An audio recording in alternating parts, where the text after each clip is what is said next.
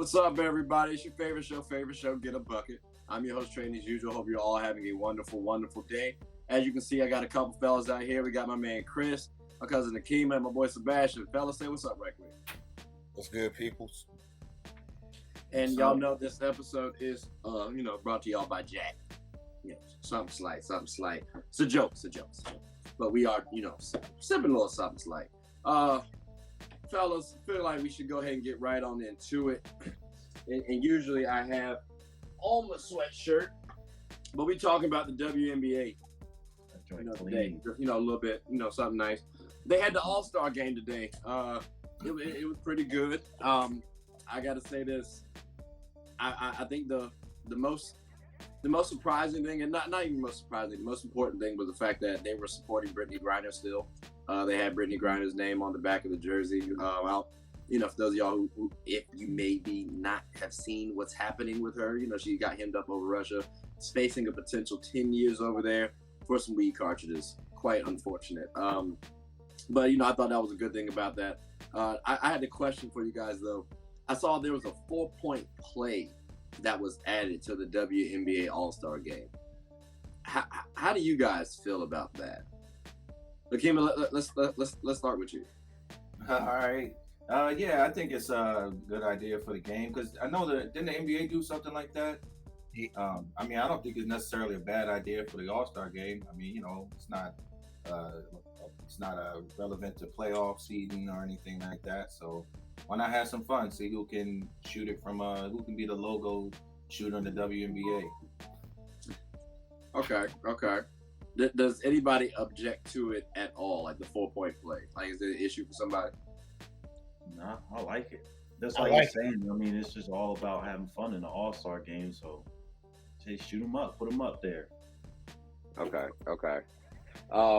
So, would y'all like to see a 4-point play then in an NBA and WNBA game on a consistent basis, or just for the All-Star game? Just All-Star for me personally.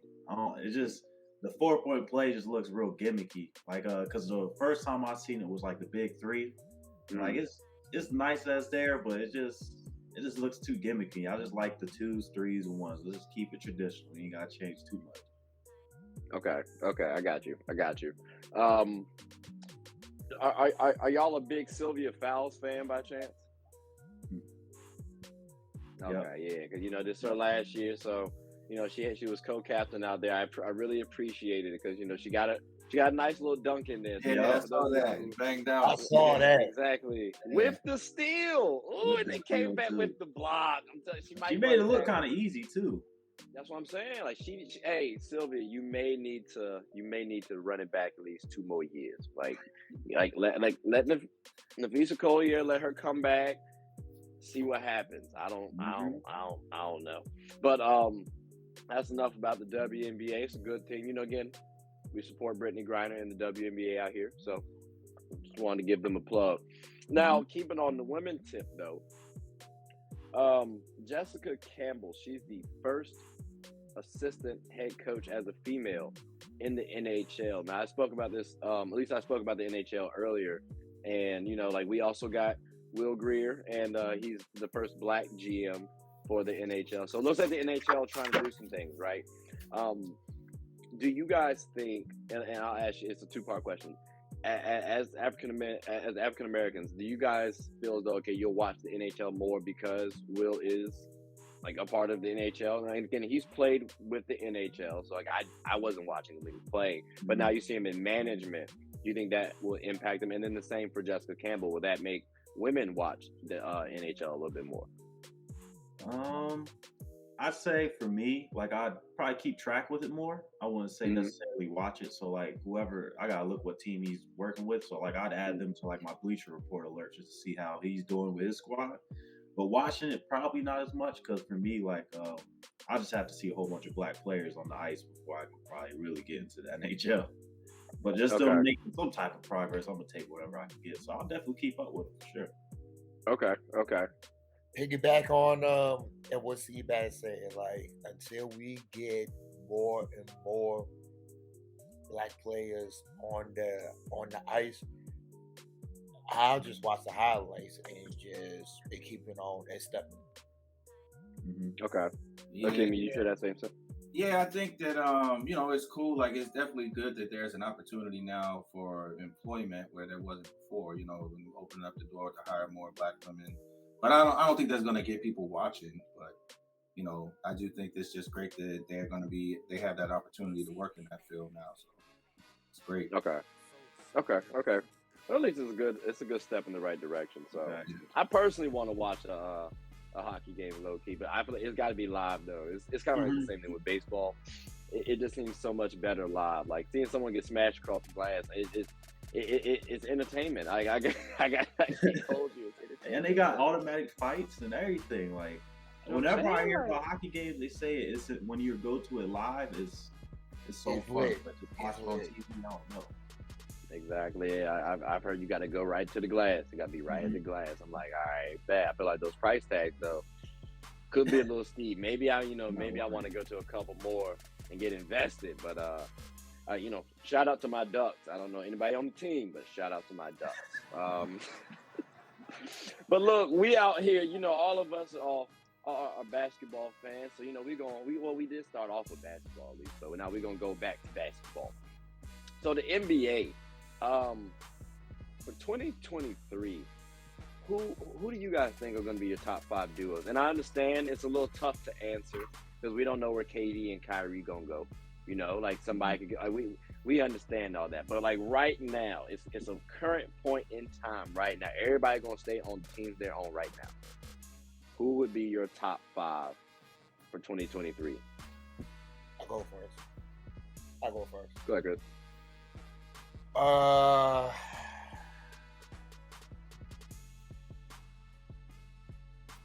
would say Harden and Embiid.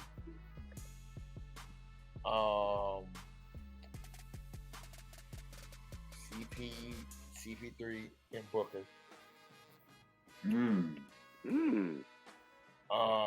Only because I feel like it is their last chance to last hurrah. Yeah. Last hurrah. Because if you don't get it, if they don't get it this year, I think CP3 might gotta call it quits. My number quits from the league or quits from the Suns? Just to quits from the Suns. Okay, just wanted to make sure. Not from the league. I say he's harsh. That's tough. Woo. Number 3. Stephen Clay. I mean, if healthy, I don't see nobody ain't going to stop them too. Brown to Tatum as my 2, and if they can just get their heads together and be just 100% healthy, Braun and AD. Okay. The champ getting no love. Okay. I did get love. Cool. You said Stephen Clay? Yeah. I missed that. My fault. I was about to say that's a little tough. Okay. Seabass, who you got? All right, so I'm not going to put it in no order. I'm just going to give out my top 5. So I got Jalen Tatum, of course. They look like to just keep getting better. Yeah. Second, I got Giannis and Middleton. I think people forgot how tough of a duo they are just because Middleton missed that Boston series. Like, he missed the series and still they went 6. So that's still a good duo. And then I got Bron and AD, given that they are able to play a whole season healthy. So we'll see about that. And now the Lakers are finally young again, so they might figure it out. And then I got Kawhi and PG. When they're 100% healthy, I think they're going to come back and make some noise. And then my 5th duo, it's a little bit of a hot take. I got Zion and B.I. as my 5th best duo. And I just think at the end of the day, Zion's a walking 25 and 10. And then B.I., he can score 22 to 25 in each game. So they're going to be a tough out every time they play. So those are my top 5s. Okay. I like that list. Akima, who you got? All right, I got LeBron and AD. That's top 1. Got Stephen Clay. Then I got Tatum and Brown. I had put Kawhi and PG too. But then I had Jokic and Murray. I feel like Murray comes back, looking anything like, he has been looking, as well as Jokic has been playing. They're going to be real tough to deal with. But yeah, I was going with I was thinking about the Pelicans too, but I was going to go with CJ and BI. Just because I love McCollum so much. I think this might be the year he can try to make the All-Star team. And, who knows what Zion. But yeah, if Zion is there, they might be real good. But who knows?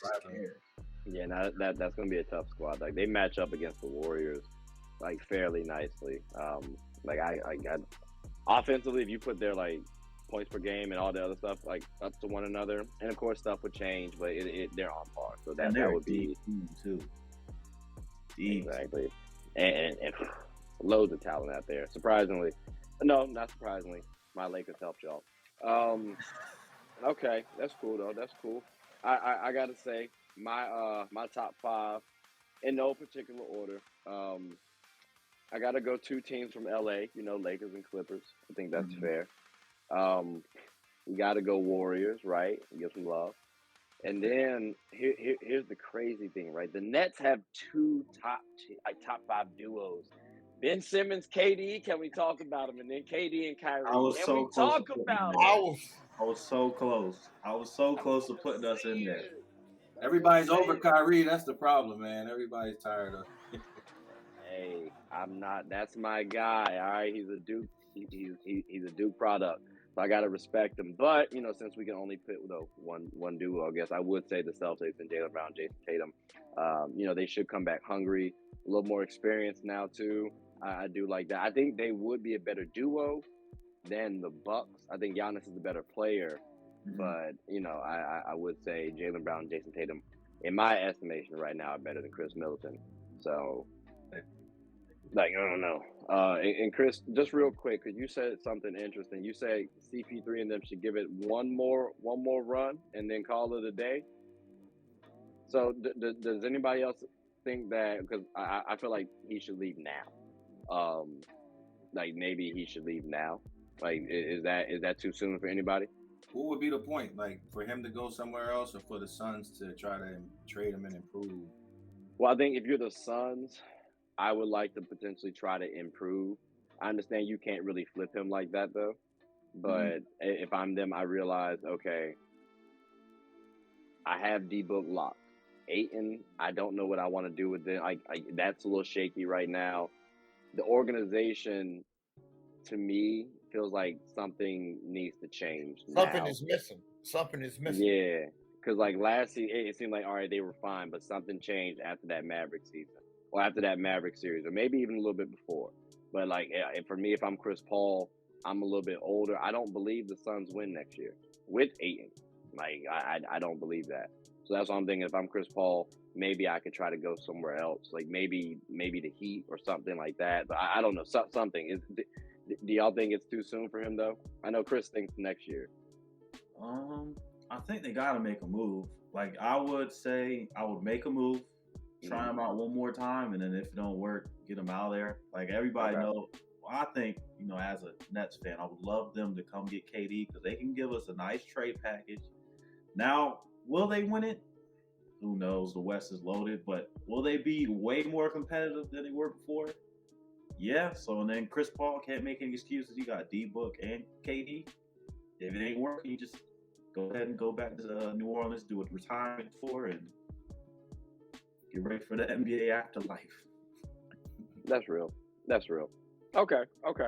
Well, I think the solid top five. We got a lot of us are saying similar players, so we should expect that. Now, the people who are trying to actually get to the top five duos, right? The summer league for the NBA.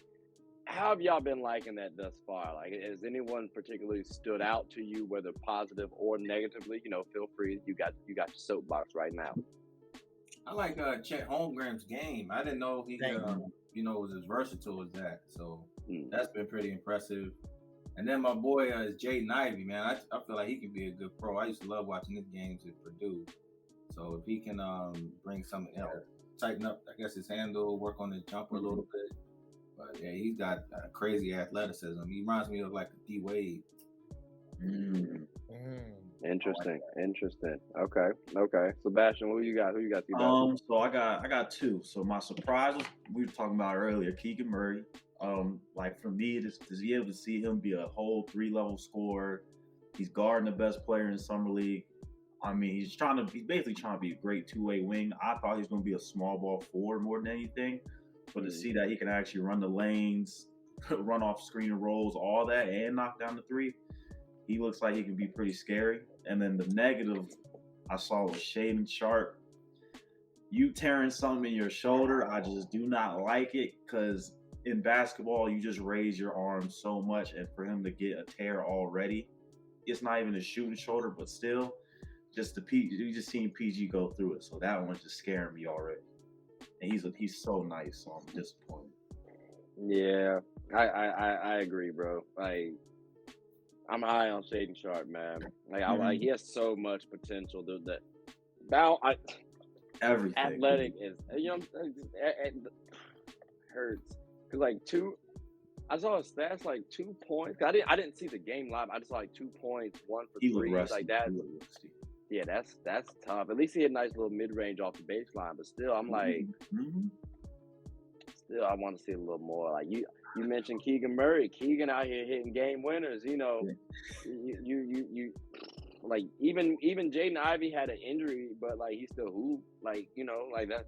Yeah. We need to see more out of you, Shaedon. I expect big things. I had you going to the Kings, man. So just saying, help me, please. Chris, who did you Chris, how about yourself? Who was your surprise, or who'd you like to see or not like to see the most? Actually, I got 2 surprises. My boy from the Pacers, once he really get Benedict? Yeah. Well, he's better than Braun. Chill. He said it, not me. He did Chill. say it. You can be at better than Braun and all you want to, but the kid got bunnies. If he can just work on the defensive end, that's scary. And then my second one, even though I'm a Carolina fan, but PB with the Magic is the perfect fit. It's the perfect fit. And we'll see tomorrow how he faces against Chet again. I mean, we've already seen that. We got that W. You know what I mean? Gonzaga is trash. But like, so you said something interesting though about Benedict Mather, and I ain't trying to nitpick, right? You know, he can jump higher than me. Let's just clarify that right quick. But when you say bunny, I think Ja Morant. I think Jaden Ivey. Like, I just think Buddy can jump. Is that fair? Because like, if you say you feel like he got bunnies, I got to relook at him. I got to look at him a little bit more now, because that, like, for me, the biggest thing was his defense.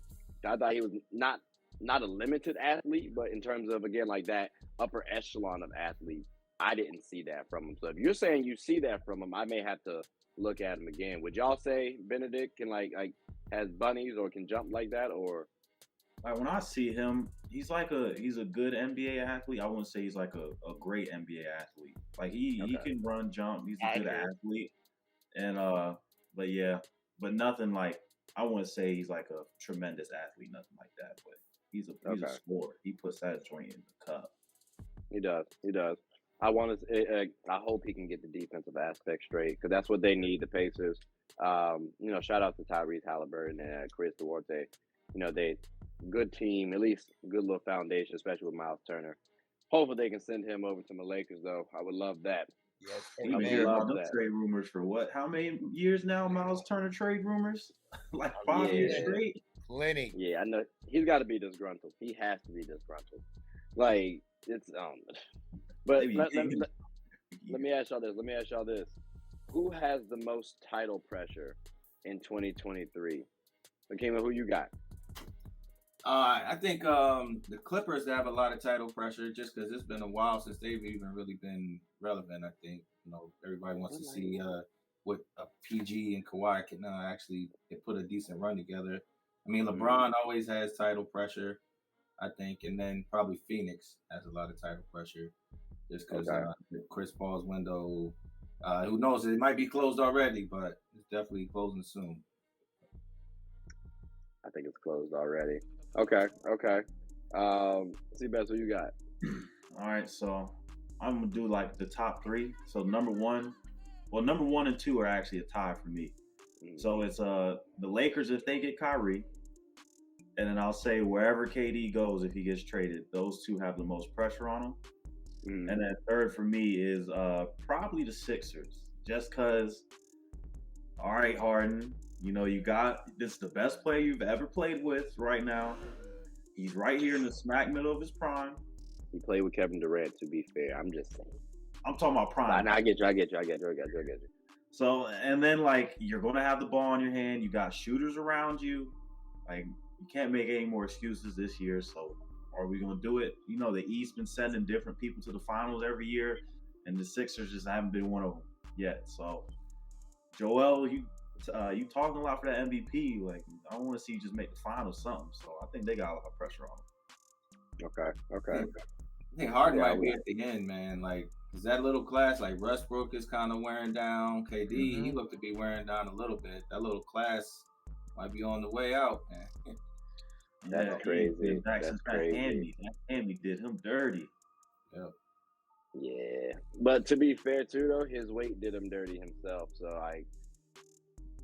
as well, and he did that to himself. Like, that, exactly. Like he didn't. He trying to sit out and get traded, force that contract, be a diva. That's what happens. Chris, who you got?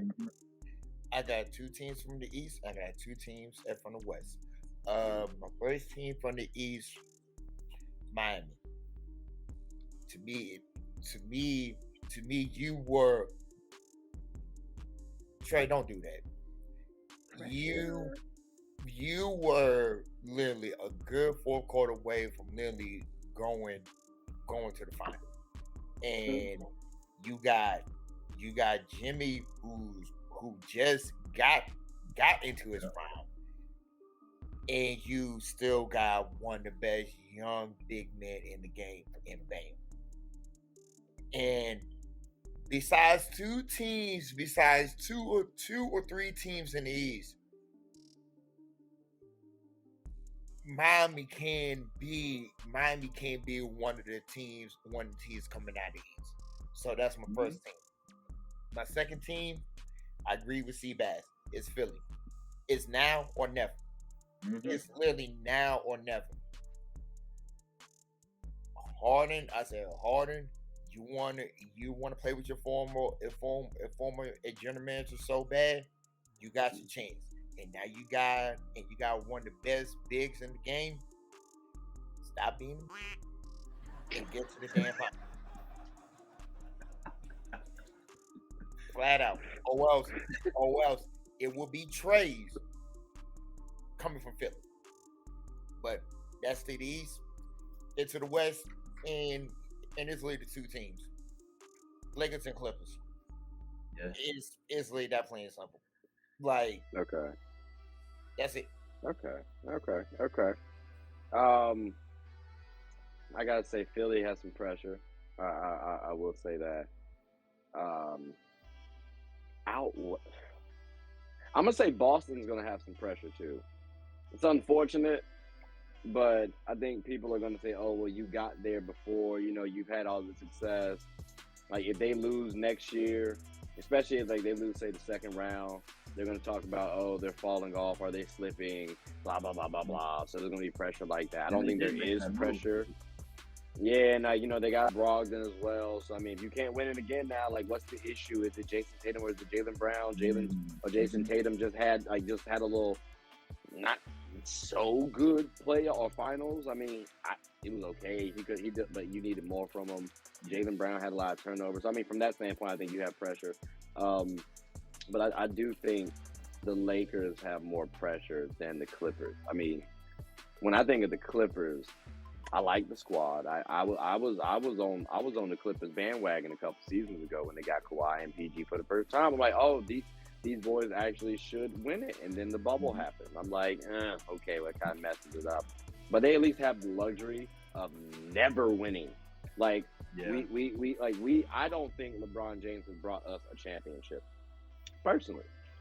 We can talk about the bubble. That's fine, cool, dandy. But I think there's a lot of pressure, especially when we talk about Anthony Davis coming back. Braun, okay, you're in your 37 or you're 37, 38. You need a lot. Rush, you need a resurgence. Like, we have a lot going on. And it's a first-year coach, and it's LA. So, I mean, I think we have. I think LA has the most pressure on the West Side, and then maybe Boston or Philly. I can't decide right now, but it's one of those two teams for me personally. So, it sounds like there's a couple teams that have a lot of pressure though.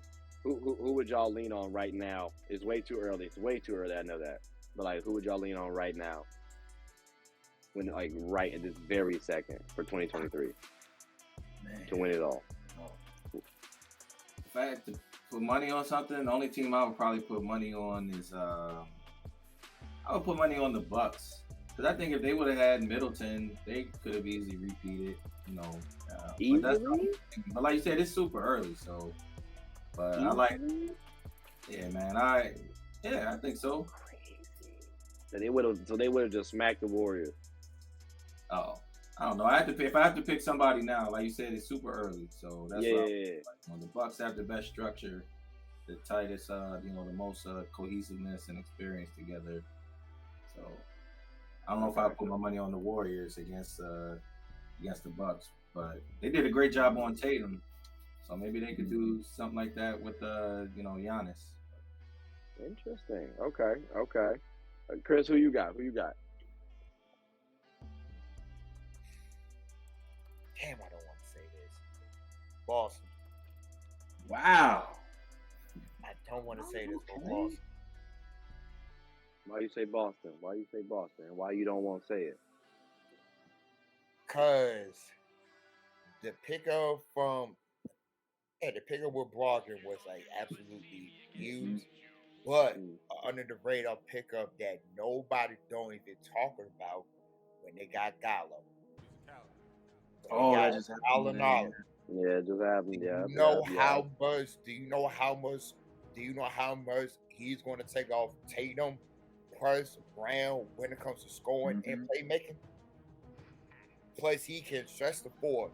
He can play the 3, play the 4, or if you want to go small ball, he can play your 5. And he can bring up the ball. So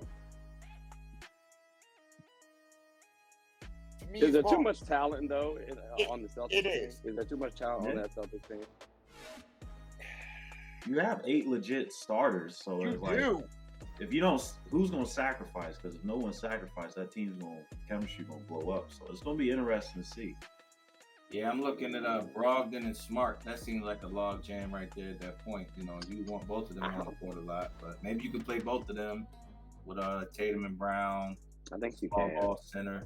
Yeah, because you got Rob Williams or you have Al Horford. If you want more spacing, you can go Al. If you want more defense, you can go Rob. So I think they do have a lot of versatility. But yeah, like someone has to sacrifice. I think in that situation, like, the incumbents don't have to sacrifice as much as the newcomers. Unless the newcomers are just beating the incumbents like that, then maybe you need to like sacrifice. Like, let's say Marcus Smart's 3-pointers start regressing. All right, Brogdon start taking over champ. Like, it's okay. But yeah, they got a nice little situation over there. But definitely a lot of pressure for that team for certain.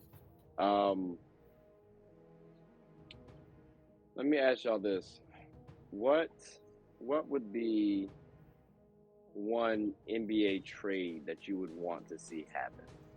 Seabass, who you got? Of course, I'm gonna go bias, go with my Nets. I want to see 2 trades happen. We got not 3. So not greedy, 3. But I want to see KD go to the Suns for DeAndre Ayton, Bridges, Cam Johnson, maybe another player to make the money match in the picks, and then Kyrie just let us get. I'll take Russ for a year. I'll take just don't trade Seth Curry is all we gotta do. Just somehow manage to keep Seth Curry, and then I'll just take that because it makes the Lakers get more interesting for the NBA. Whenever the Lakers are good, it's better for the league. And I want to see KD go to Phoenix, where he has a young wing. He has a point guard, so he can't complain about not having a floor general with him. And let's see what you do. Okay. Akima, you got an NBA trade? Yeah, I got a couple trades. I want to see the Cavaliers trade Colin Sexton. Give my man some. Man, what's my man's name? Just make the All-Star game. Darius Garland. Garland. Yeah, Garland. Yeah, give my man Garland some space and see what you can get for Sexton. Probably got to let him play a little bit beginning of the season, but I mean, he could be like a starting point guard on a crappy team. But you want to give Garland space. Want to see De'Aaron Fox get out of Sacramento, get with a contender, so they can go ahead and cash in there. And then I'm a Wizards fan, but I want to see Wizards go ahead and, Bradley Beal, a great player, man. Like, you're not going to put anything around him at any point. Just go ahead and get the best you can out of him while he's at his peak. We'll be all right. We'll still go to these little games. So go ahead and cash in. Okay. Chris, who you got? What NBA trades would you like to see? Out of the talk, I didn't know we was going to have a Wizards trade. I was surprised about that. But anything to get Westbrook out of the Lakers, I will take it. Trey, so you know, I'm a diehard Lakers fan, just like you. I was highly disappointed with Brody this year. I understand you want to play with Brian 80. That's cool, fine, Danny. But it's absolutely no way that you should be breaking shots that you are normally supposed to be making. So Can you really blame Russell Westbrook for breaking shots that he normally? When you say make, like what years are we talking? Because he is not a shooter. Like that's not what he's known to be. So to me, 18-7-7, like we can complain about the turnovers, but I feel like Laker fans are being a little bit unfair at Brody. Like, and again, like I've stated, hey, we could trade him. That'd be cool. We can bring him off the 6th bench, give him starting minutes. Like that'd be ideal. I don't think he's the most cerebral point guard, but like I don't know, bro. Like we might be a little too harsh on Brody. I got a question because y'all like true diehard Lakers fan. Like I see. He puts together like a good stat line, but I always want to know what are y'all thoughts for like the stuff that he says like after games where he doesn't really. Oh, that pisses me off. Oh, that pisses like me his play. That truly pissed me off. Yeah, now when he said something, and I was like, trade him. It's not about the play. It's just about the mentality. Like it's the intent. Yeah, that's what I think. So. If you're thinking a certain way, like bro, I gotta let you go. So the fact that I was told by somebody that he doesn't work on what he's not good at, and he thrives on working at everything he's good at, but he kind of glosses over what he's not good at. And when I heard what he was saying, I'm like, okay, what I was told and what I'm seeing right now, like what I'm hearing from you right now, kind of matches up. Like it kind of aligns a little bit more. I don't know Russ. I haven't seen his work ethic. I'm sure the man works hard, but again, it's the stuff that he's not good at that he doesn't work on it. I'm like, we need you to work on that. Like we need you to work on your jump shooting. We need you to work on your playmaking ability, like your decision making. And it's like that's at least the shooting part. Like I can keep the 4 turnovers. You done that before. I just need at that point in time. So it's frustrating to see him. It is frustrating to see him. But I do think we are a little bit too harsh from the play standpoint. Yeah, because at the end of the day, the 3 of them didn't play much. They only played, 21 games together? 21 games. Yeah. Each one was probably like 5 games together. Someone's out for a couple weeks, so there really wasn't any rhythm either. So. Yeah, like I think our the record with those three was 11-10 or something like that. Mhm. And when I hear that, people are saying, "Oh, it's not that good." I mean, let's not forget the Heat went 8-9 or 9-8 at one Yeah. point in time, and then turned it around and lost to the Mavs in the finals. I mean, because Braun disappeared, but that's another story for another day. But like they turned it around, they got there. So I mean, just give them some time. It's cool, but you know, that's just me on my little soapbox right there. I think the trade. What do you think, Chris? No, my bad. Kyrie for Westbrook could be one. A sneaky team that KD should go to. I know people want to say Phoenix, but if he goes to Miami and be with that culture, I think that would make his mindset a whole lot better. Like, damn, like I'm actually just playing with an actual true organization in the team, because Coach Spo, he ain't gonna play with no type of nonsense at all, and Pat Riley, he ain't gonna play with no nonsense either. So yeah, if KD actually want a fresh start, I would go to Miami. It's a good one. I would like to see him go. That's got to be a 3-team trade, though. I don't know if Miami has the assets. Like Tyler Hero, cool, but no. I can't expect to just get Tyler Hero back. Like I need to see something else back in return. But if he could get on that Miami Heat team, that would be kind of interesting. That would be kind of interesting. Do y'all think that hurts his legacy though? Even if he wins there? Because LeBron was there, so and people always say, well, he's trying to copy LeBron, so it's like, oh, you go to the Heat. Like, do y'all think people will try to hold that over his head?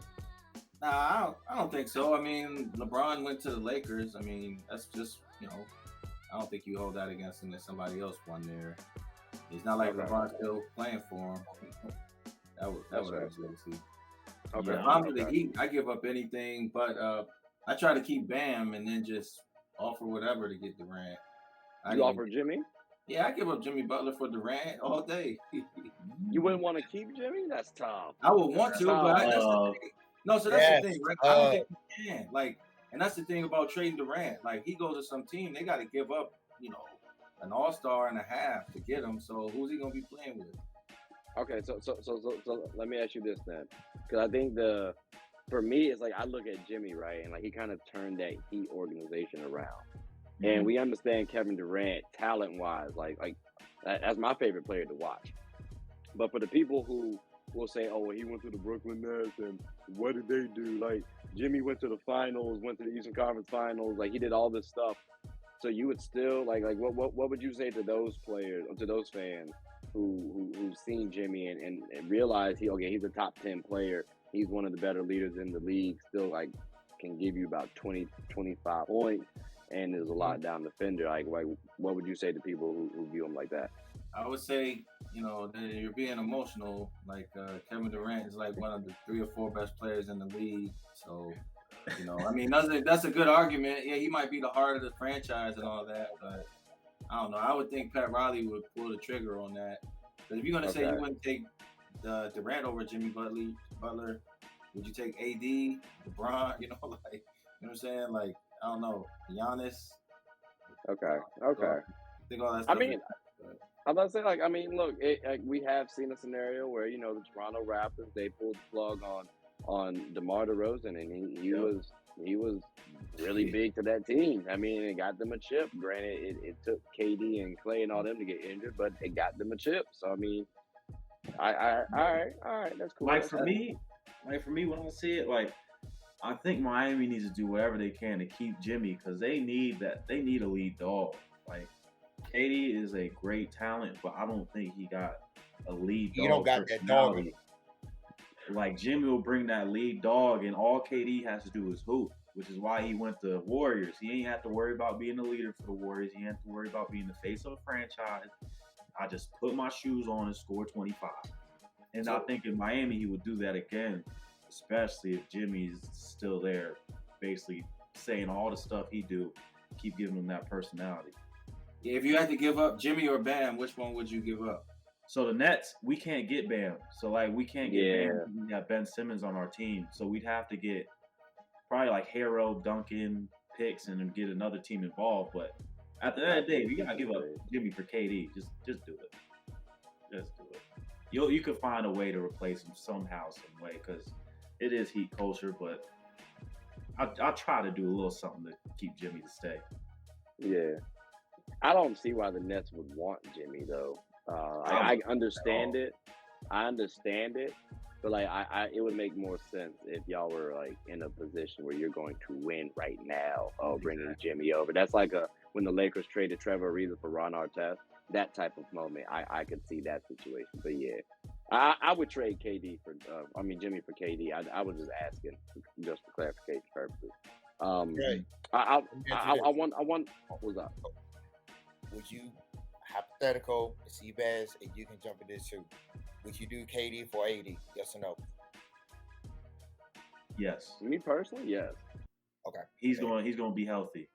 He's not going to miss game. So 100%. Okay. Well, I mean, to be fair, KD did miss some games now. So I mean, not to the same extent, because like AD scares me every time he falls on the floor. Like I feel like so does KD though. Every time he takes a jump shot, I look at my man's foot. I'm like, yeah. What's happening? Are we good? Like I don't care. I don't care if it goes in or not. I just want to see how's his foot landing. Are we good? Like so serious. But now, like speaking of KD, I would actually, and I don't know if the Nets would do this, but I'd like to see him low key go to the Nuggets. I'd like to see him paired up with Jokic. You give him Jamal Murray. They got some assets. That's a solid little pair right there. And I mean, if you're able to keep Aaron Gordon, cool. But I mean, I can replace AG if push comes to shove. So I think that would be interesting. Hold on, Trey, you on to something with that one? I ain't think of that scenario yet. Hold on. Now, I mean, because like I heard the 76ers theory. You know, like you get Harden, you get KD, and you get Joel Embiid. That would be scary too. But when I look at like when the Celtics win at KD, you don't have to worry about that on that Nuggets team. Like KD doesn't have to touch the ball until he's ready to score. But you got Jamal Murray, you got Nikola Jokic, and now you can't double team KD as easily. Or when he kicks the ball out, it's going to be to Nikola Jokic or Jamal Murray. So I mean, KD on that team might score 10 to 15 points without even putting the ball on the floor. Just because you would just let Jokic run the offense, dribble handoffs with KD, off-ball screens, like he would go crazy over there. And you can do the same thing with Jamal Murray that you do with KD. Like in terms of like doing the pick and roll game with KD. So I'm like that would be nice. I would low key hate it. So I do think KD should battle up against the Joel Embiid, against the Giannis, against the Jokic. But like that would be a pairing that I would like to see. That would be interesting. That would be something cool. That would be something cool personally. Now, I know someone mentioned something about my Lakers earlier. How y'all feel about us as a team, like as an organization? Like, are you comfortable the Lakers can turn it around? Have we put too much stock in Braun and AD? Like, I think y'all just got to be healthy. Like, the 1 year y'all healthy, I mean, y'all made a good run. It was in the bubble, but at the end of the day, everybody's in the same situation. You dog walked everybody. So I just think if y'all can stay healthy, y'all will be a good team. Will y'all go to the finals? I don't know. I won't say all that. But if y'all get your roster currently constructed 100% healthy, I think y'all will make the playoffs second round, something like that. Now, if y'all manage to get that man Kyrie, y'all are so scared. Y'all are too scared. So we're still scary even though AD is injury prone?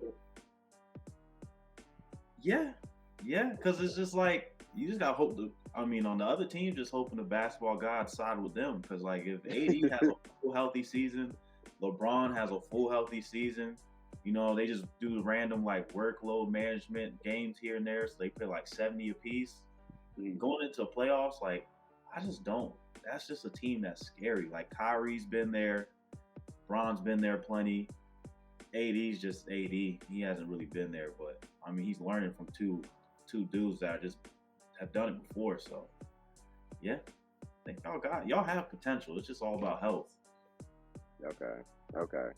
Do Akeem and Chris, do y'all second that, or do you guys feel a little different? I don't like how we are built. I don't like how we are built. When LeBron came, I mean, what specifically? When LeBron came to the Lakers, Mm-hmm.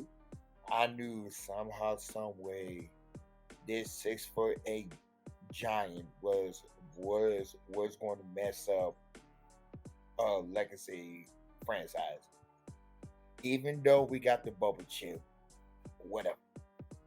But when you got rid of all of our young asses and we don't have no picks, no first round picks until 2026. Again, no picks until 2026 for a 6'10" glass alien, a 6'3" and brickball traits, and you don't know who you're going to have as your two guard or your wings. Like, GH2. It's frustrating. That can be frustrating. Like I was telling some boys the other day about that. They weren't trying to hear me out though. They weren't trying to hear me out at all. Okay, what were you about to say? No, I like Lonnie Walker though. I mean, from the Spurs. I mean, and I think one thing the Lakers needed to add was some youth. Because they were too old and slow out there. Maybe like the last 2 years, like ever since the bubble chip, and just comes down to if AD can be healthy, which is a huge if. I don't think anybody would put money on him, like making through the whole season and having a long playoff run. So it's tough, but and then I agree. Like I don't think they're really built well. Like you need shooters around LeBron, and Westbrook is very far from that. So. You're gonna have him out there. He's gonna be in that Ben Simmons spot, trying to catch on the block, finish. Yeah, like I think we got to utilize Russ's skill sets in that manner. Like if we're gonna have him out there on the floor with Braun, like Russ has to be our point guard. Braun shot 37% or 36, 35, whatever. He shot better than Russ at the 3-point line. So. For me, you got to have Braun as your scorer. You got to have Russ as your facilitator. Braun can facilitate, push come to shove. But if that's not what we're going to do, move Russ to the bench or to another team. I mean, ideally, we could also move Braun. We can get the right haul for him. But, Chris, I'm kind of with you, bro. I'm not really happy over a missed playoff, a bubble chip, a first-round exit, and a missed play-in Braun's tenure. So I got to see something now. Personally, because we gave up way too much for Anthony Davis, a player who would have been there, I want to say after the bubble chip. So, that I would have. It's a little unfortunate. But a team that is at least decent, right? Decent on having a starting future, the Thunder. They know how to draft, fellas. All right, they know how to draft. Now, when we're talking about retaining talent, that's where they struggle. But drafting, they're great. So what's the future for the Thunder for you guys? Like, do you guys see a championship from this team? Let's say like in 5 seasons. Is that fair? For me, for them to get a championship, it just depends on what Chet comes out to. Because it's Oklahoma City. You're not gonna get any free agents, so. Yeah, so you better draft right. And then even if you draft right, like you said, it's hard to retain people. No one wants to live in Oklahoma, bro. At least in OKC, like if I got that much money, I'm trying to be in the Showtime city. So their trio though, I like Giddey, I like Chet, and then what's his name? Jaden Williams from Santa Clara. Oh yeah. He can ball too. So they got some good youth, they got some good young depth. Now it's just how are they going to develop? and who's going to stay. So I I just think a don't lot know. of them would though, because like they're all. I think Josh is signed for about 5 seasons now. Chet, you know, he gets his deal, or 4 or 5 seasons, whatever it is. And then they got Shai as well locked in about 26 mil over the next 5 seasons. So I mean, Shai's a whole bucket, like a solid little 2 guard. You got Josh at the 1. I think they have an interesting team. I agree with you though. Like a lot does depend on it. Does. I feel depend like on Shai's Shai. going to. I don't know how long they're going to keep Shai because I feel like knowing Presti's going to get rid of him too. Like he's just trade happy. I think Shai's one of my favorite young players in the league. He's a Man. fool. Kentucky proud. Yeah. Do y'all think Shai should be an all-star? He should His have team been. sucks, man. Like if his team Right. does any, if they seem like they're in playoff contention, then yeah, he's definitely good enough too. But then that's the thing. Like maybe he's just one of those guys getting buckets on a sorry team, So Well, I mean, so there's my homeboy Jordan was telling me that it's like I think it's like he gets a bucket 85% of the time off isolation or something like that. And I'm like, that's kind of that's cool. I mean, don't get me wrong, it is hard to stop NBA players, but I mean, usually you see players kind of getting buckets through a system, right? Like maybe like a pick and roll or something like that. So if he's getting this straight off of this ISOs, that's kind of tough because it's also not just ISOs. You got people collapse, you got the defense collapse and stuff like that. So I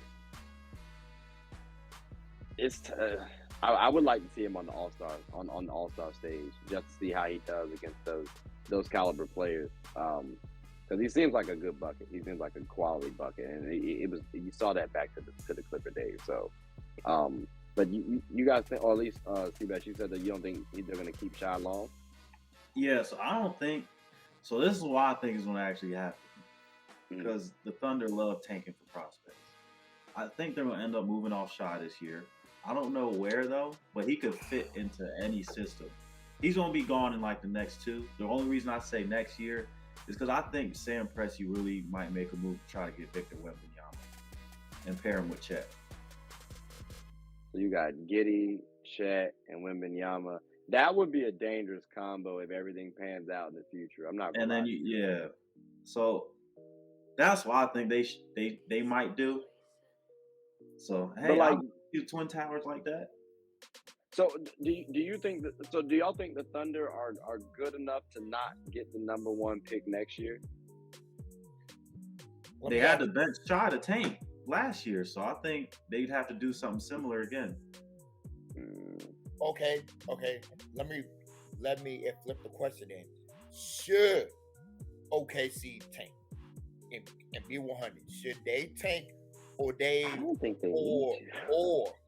or should they try to fight to get into the play-in tournament this year?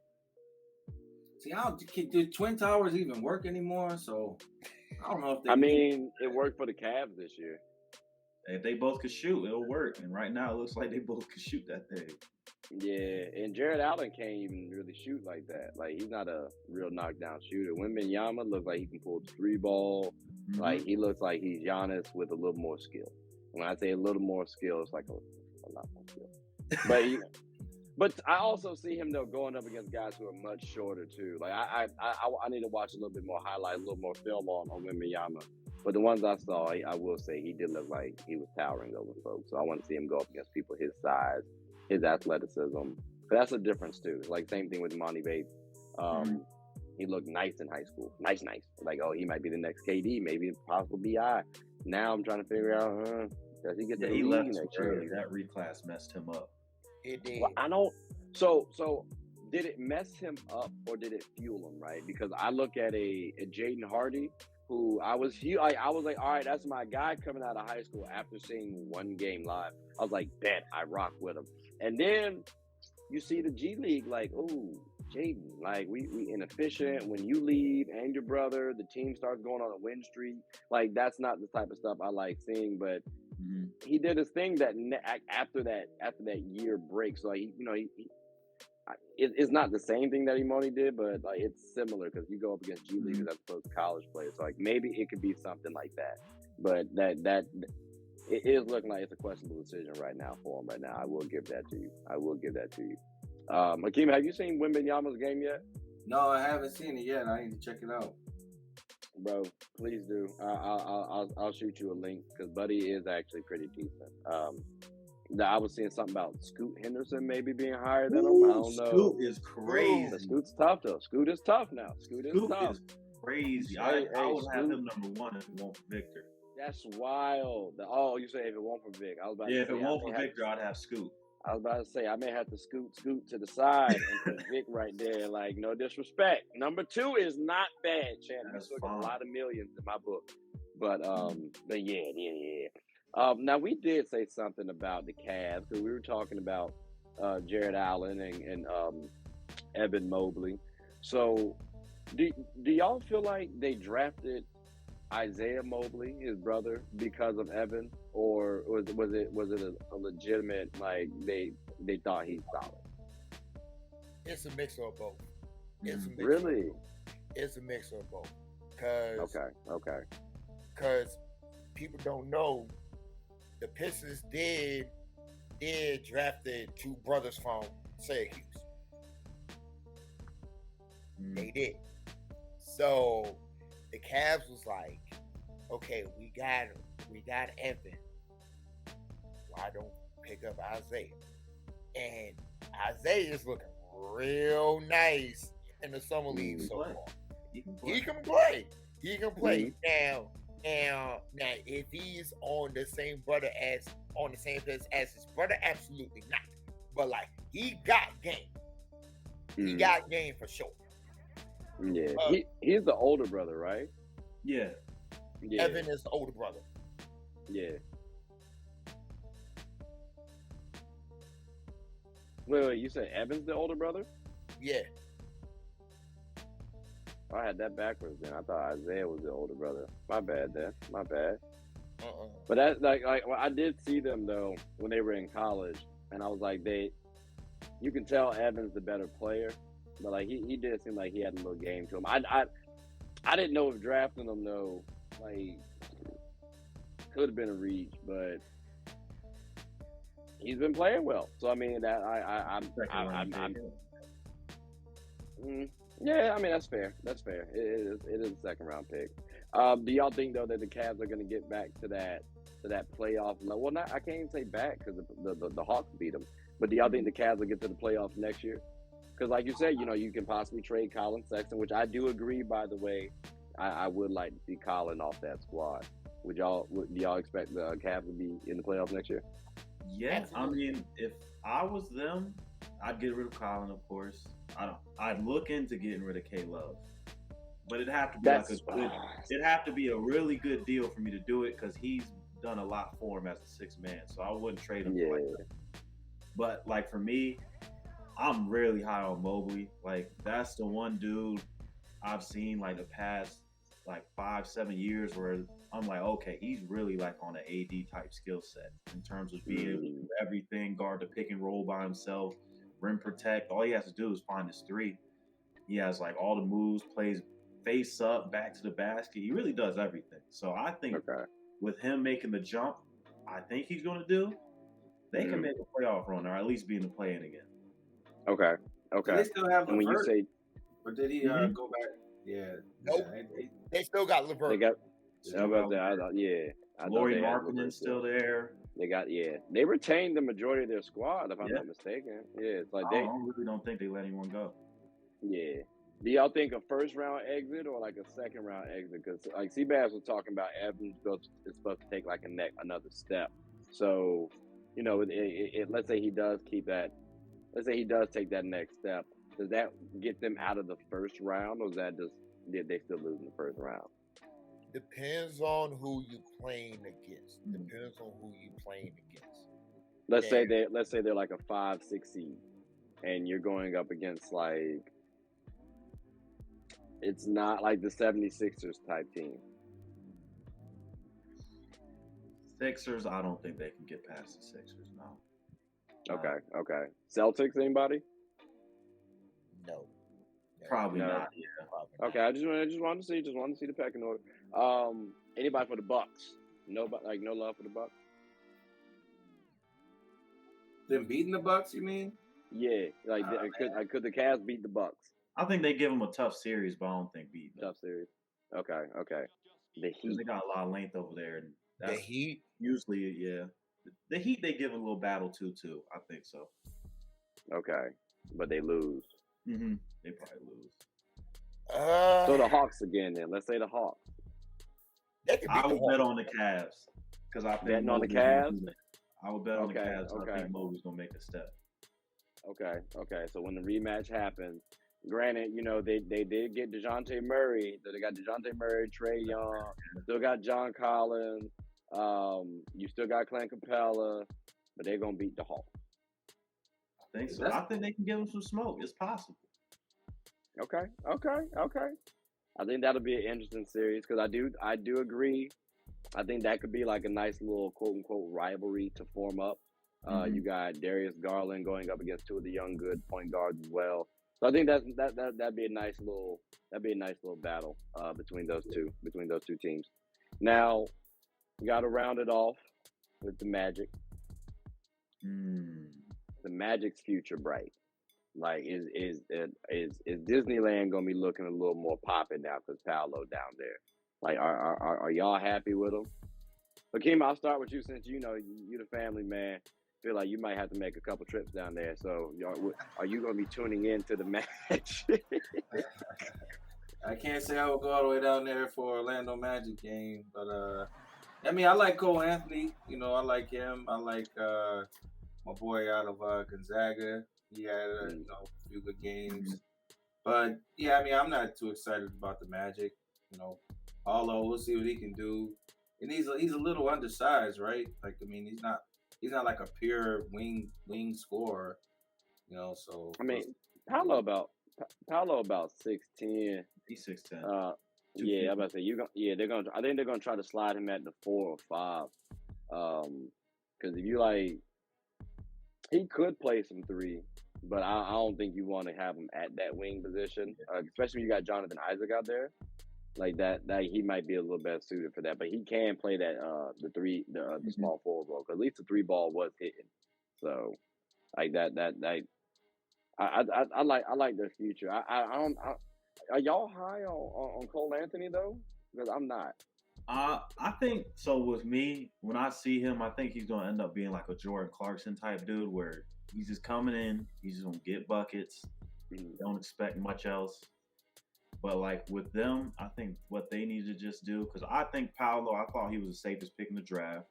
I think he was the only one to be guaranteed going to be an all-star. Like the Jabari and Chet, you working more for potential to get the all-star. Like Paolo's going to be an all-star no matter what. I figured for them, I feel like they need to figure out who's going to be that second guy. Like, is it going to be Suggs, or is it going to be Cole, or is it who's going to be the second guy behind Paolo? And then from there, they have a whole bunch of third role guys. I think it's just who's going to be the one to help Paolo out, and I just don't know if they found that yet. But I hope it's Suggs. I like Suggs' game. Yeah, I like Suggs too. Hakeem, real quick, because you brought up Cole Anthony. You're on your soapbox right now. Talk your man's up. I can't say my man's. He Tar Heel. But talk your man's up right quick, though. Give him some love. Why are you so big on Cole Anthony? I call him Devontae Graham, just a light-skinned version with dreads. Oh. Will you stop?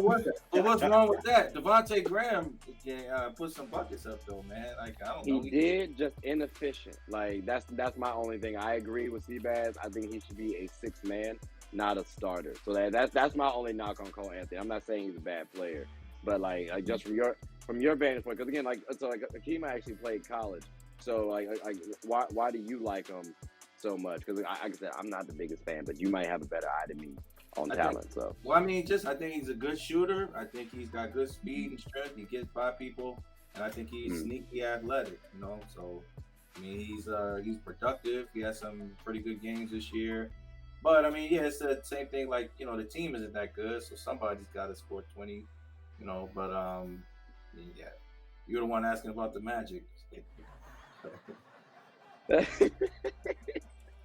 That's fair. I'll give it to you too. He's a little productive, except in the dunk contest. But what were you saying, Chris? I mean, if you was talking about the sneaky athletic from like Cole Anthony, where was that? Because he didn't result with nothing in the slam dunk contest. Like, I'm sorry, if you dunk in Tim's, I'm not giving you no props at all. Oh, you don't think that's harder, dunking in Tim's? For the average cat, maybe. For an NBA athlete, all of them could dunk it. Tim. like I feel like all of them, like that should be a requirement, low key. Like, can you really dunk with some flops on right now? Like, dunk with some Timbs on. Like, do something like basketball. Like, I don't know. Yeah, like being maybe the average NBA athlete is like OD athletic. Because like if you go to like any NBA game and just like watch them warm up, whole team can do a windmill easy. It's crazy. Yeah. Yeah. Like, I like the Magic future, and the only thing that I would say like could be like the X factor is, who do you want to trust as your true point guard? Do you really want to trust folks from the DMV area, or you want to trust Cole, who's a New York kid, but we have not seen nothing of him? Like, can his playmaking can be on the same page as his score?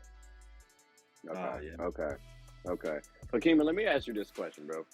Because Chris is saying he would want to get like, who's your point guard, right? And then Seabass is saying, who's your two, who's your second option? And I agree actually with both of those points.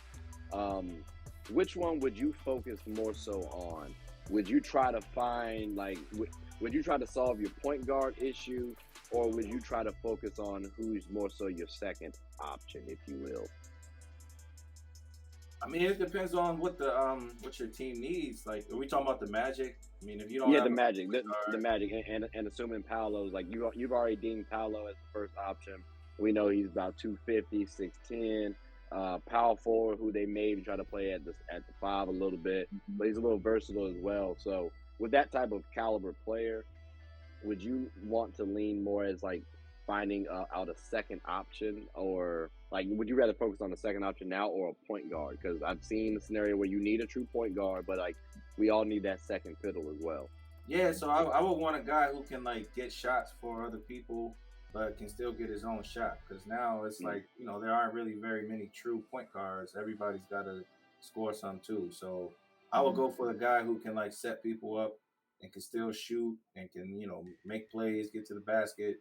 And then I would, for two guard, you just need somebody who can shoot and defend, really, like a 3-and-D guy. So in terms of like looking for the real talent, I prefer to have it at point guard. Okay. I got you. Now, fellas, we got a couple more and we're done, but these are going to be quick ones, all right? So this is the Would You Rather segment, and all you do is essentially, you're going to hear me ask a question, you just say, would you rather? I'm going to direct it at one person, and then, everybody else can chime in at the end. If you got something different to say, you got about 30 seconds, but we're just going to try to make these a little quick. So with that being said, Chris, we're going to start off with you. We got here Jordan Poole versus Marcus Smart. Who would you rather have? As much as I love Poole, I'm picking Smart. Okay. What's your reason? What's your main reason? Because if I'm starting a team, I would need just one player that can like get in your face and literally guard you from like 94 feet. As much as I love Poole, I love his scoring game, but he don't got that type of dog mentality and attitude like Marcus Smart had. Okay. Seabass, Akima, do y'all agree or disagree? Yeah, I agree with that. Okay. Seabass, you agree? Because both of them, they're going to be like third, fourth options on your team, so I don't really need somebody who only scores. Give me somebody that's gonna mix up other players, get other people mad, and hey, he knocks down his threes sometimes. So Hey, Okay. I'll give you Marcus Smart. Okay. I got you then. Hakima, we got LaMelo Ball and Zach LaVine, or DeJounte Murray and Jaylen Brown. Hey, Lonzo Ball, right?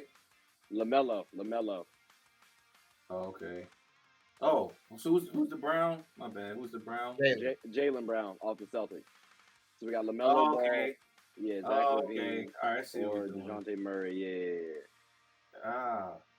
I mean, I take LaMelo and LaVine because I think Murray's the weak link. I mean, he ain't made All-Star game. That was nice and all, but I mean, I don't think that he's a talent that the other three guys are in this conversation. That's fair. Okay. Do y'all boys disagree or agree? This is tough for me. This is tough because it's like one group is just OD explosive offense, and then the other group is like two lockdown dudes who can actually score too. So it's tough.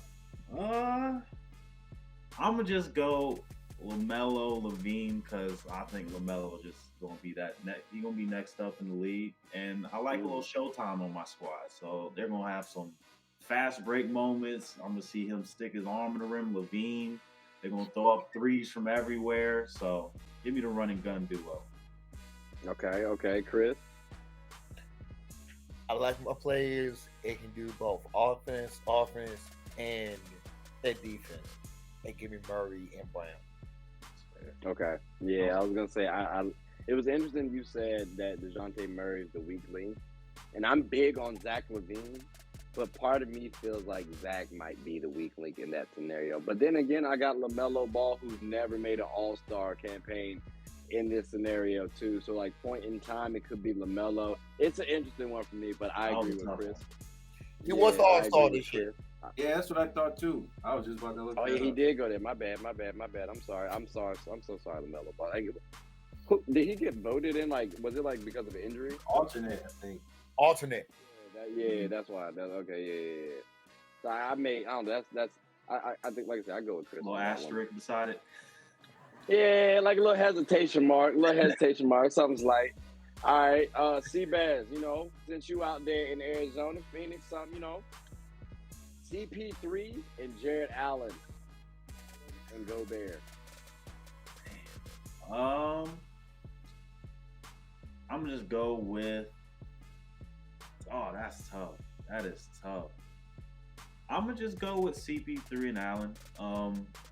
Just cause Allen, I think, is a better overall defender than Rudy Gobert.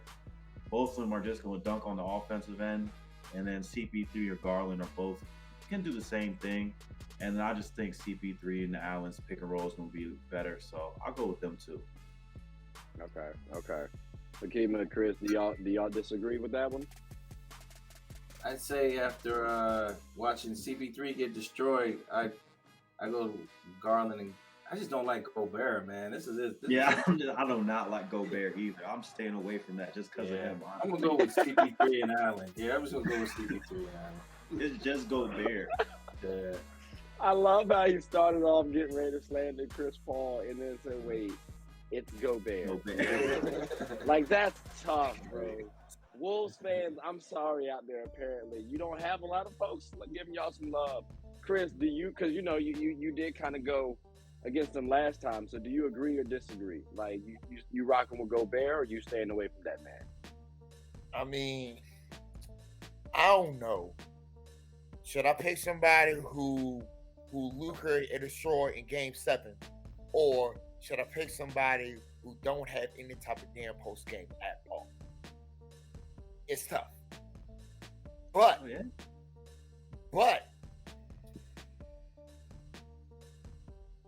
I still gonna go with CP3 only because he's your coach on the floor and he's your coach off the floor, and Allen got a better 5 to 10 scoring game compared to somebody who I was getting at post on.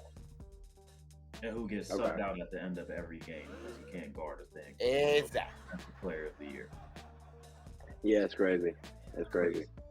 Like, it's wild. Just because you're tall does not mean you're the defensive player of the year. I'm glad Mark Smart won it. I'm glad he won it. Who we got here? We got Hakima. We're gonna end it off on you. Jimmy Butler and Karl Anthony Towns, or Nikola Jokic and Andrew Wiggins. Man. So I guess we can ignore the chemistry issues with Butler and Cat. I was about to say that. Hey, but look, no, like they just trying to get a bucket out here. Keep the chemistry issues. Hey, Cat didn't forget what Jimmy said about him. I heard he banged his girl too, man. So, but I still pick Butler and Cat. It was a while ago, so he probably married to somebody else now, man. It all moves on. But yeah, I pick Butler and Cat. I don't think Wiggins could do anything with Jimmy Butler. And I mean, who's Jokic going to be passing to, man? But I think, but he's still good enough, like getting his own buckets. But I still pick Butler and Cat. So I don't think Wiggins will be able to do much with Butler. So, and real quick before you guys chime in, you said something that was interesting. You said you don't think Wiggins is going to be able to handle Jimmy. Is that correct? Yeah. Do you think he handled Jason Tatum? Yeah, I think so. I think he did. But I think Butler will be more physical with him than Jason Taylor. Okay. That's fair. Did y'all hear that? Like they said that Tatum and Andrew Wiggins go to the same trainer, so that's how he kind of knew a bunch of Jason Tatum's moves because they've been so that has something to do with it too. It's quite interesting. Hey, get it how you live. But back to the would you rather though, Seabass, Chris, how y'all feeling about this? Who y'all leaning with? Are y'all agreeing or disagreeing with Hakeem on this one? I'm just going with the Jokic team because Jokic is like so much better than everybody else in this scenario that I'm gonna just take that risk with them. Okay. So Wiggins can't mess it up that bad. Okay. Did the chemistry issues between Kat and Jimmy have any way or sway on your decision? No, it's just that I just think Jokic is just that cold that he'll make it work with Wiggins somehow. I got you. I don't like Kat. Plus, he's soft to me.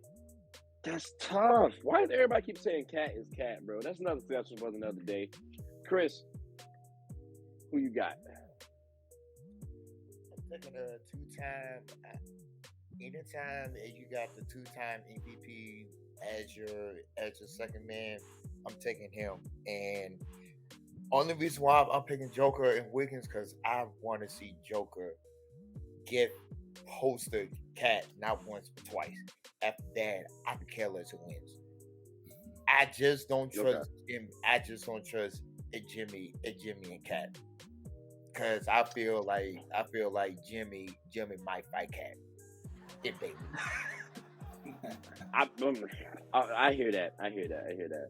I gotta say though, fellas, I'm gonna go on a risk and I'm gonna just go with the Blood Brothers, because I really do like Jimmy. Okay, I think Cat can actually battle up against Jokic. I don't think. I granted Jokic is a better player. I'm not trying to make that case. I'm saying though, the disparity, I don't think it's that far off, like as a talent. So when I'm thinking, talent wise, I'd like to bank on them. Plus, as a winner, Jimmy can do some things. I mean, Cat's better than Bam, and we've seen Jimmy go to the finals. Granted, the bubble, but he still went to the Eastern Conference Finals too. So. It's just like the thing with me with this one was just I was very high on Cat because he was a Kentucky product and pick and everything, and he puts up these amazing stats. But when you see him, he just plays so weak. Like I guess you can shoot threes at a high clip, but you gotta start banging in the paint. Like you should be able to dominate every center in the league that's not named Embiid and Jokic, but he just doesn't. And it's not talent that's the reason, because he's arguably as talented as any big we have right now. So I don't know. Do you think he's scared? Yeah, do you think he's scared of playing? Prime example, he just like AD. I don't know what it is. Cat or AD don't like to play the five. and they don't like the physicality. Okay, so let me ask Akima and Chris this, because they're a little bit older than us, right?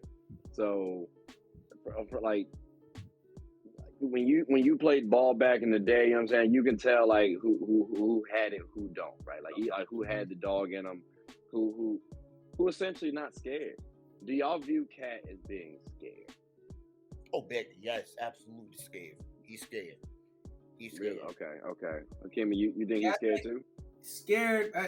Also, he's like a prima donna type dude, man. Like he doesn't want to, like, he always is kind of passing the buck. I remember that one playoff where he scored like 5 points, and then he's like, I'm not one of these dudes that cares about how many points I score. You know, and he seems to still have that same kind of attitude. So it could be he's scared, and that's just the way he shows his fear. But either way, it's not positive. You know, you want a guy out there like Garnett, like trying to go to battle, like not shrieking and then bold in your comments after you shriek up on the court.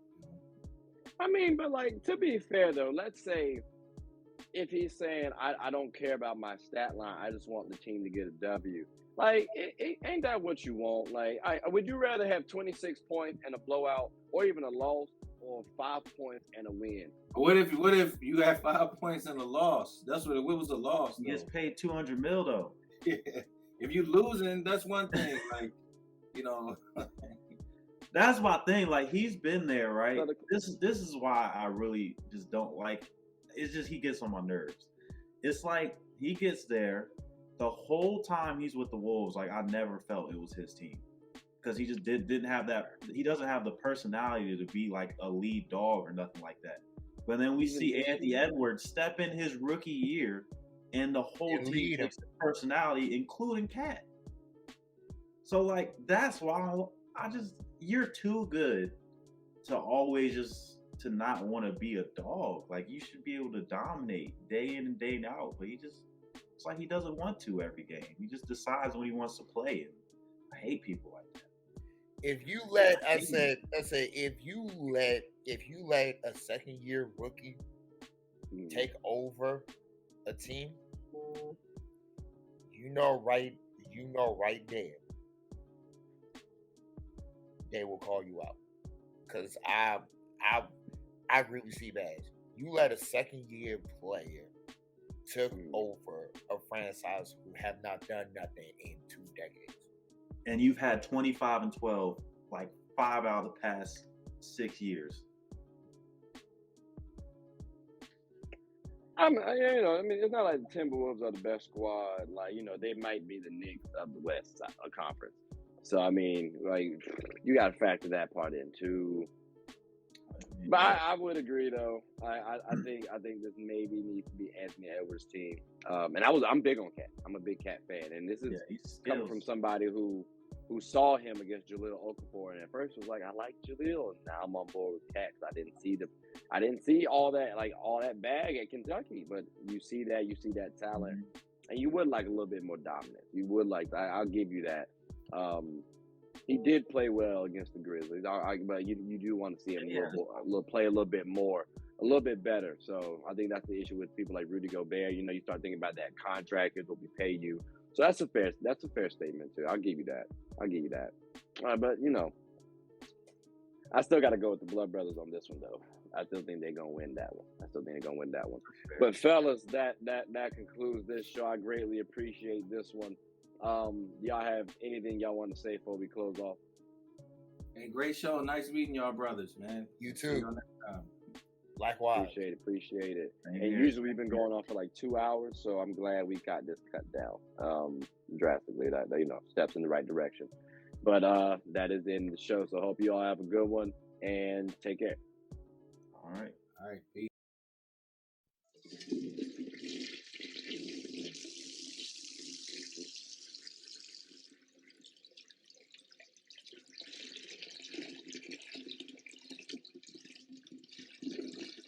I did not know you guys were still here.